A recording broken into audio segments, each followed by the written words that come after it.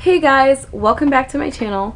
This is like the 15th time I've tried to get this video out there, and that's because I have something right here and I keep coughing, so I just have to start over. But I hope you guys are not bothered by my voice. I'm going to be talking about porosity and strand tests. Now, first of all, I'm going to address porosity. What is it? A lot of people have porous hair and they're just not aware that that's what it is. So the first thing is when you have hair that you put moisturizer in and it just 2 hours later it's gone, or you have color in your hair and your color just wears off after 2 weeks because you're literally just washing it out and you don't know why your hair is not holding on to the color for long enough. Your hair is porous. Basically, porous hair is when your cuticles for each hair strand are not laying flat. They're open. So when you put moisturizer and all that stuff in, it just goes right back out to where it came from. If you grab your hair strand, just one, and you rub your hand upwards, you can feel, if your hair feels extremely bumpy, then that's probably because your cuticles are all sitting up. And African American hair is prone to porosity because when your hair curls or coils, like curly hair is more prone to being porous.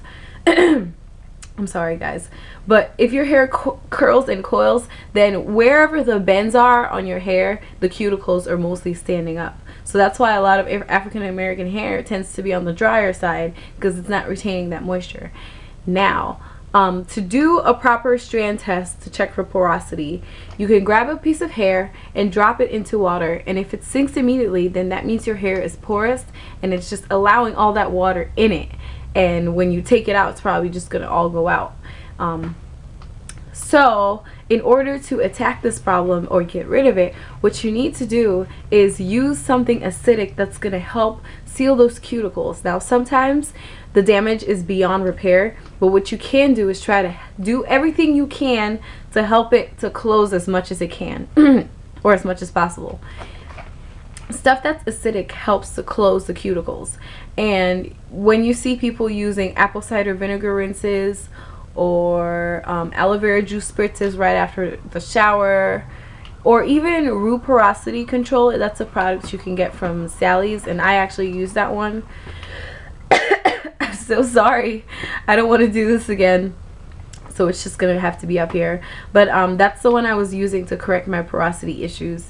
But I'm also using cold water right out of the shower for your last rinse helps seal those cuticles. So check on your porosity, do the strand tests. I'd suggest doing all of these tests at least once a month, twice a month, or once a month, or one time every 2 months, just to make sure that your hair is going on the right track. Now the next thing I want to talk about is just a regular strand test to test for protein or moisture imbalance.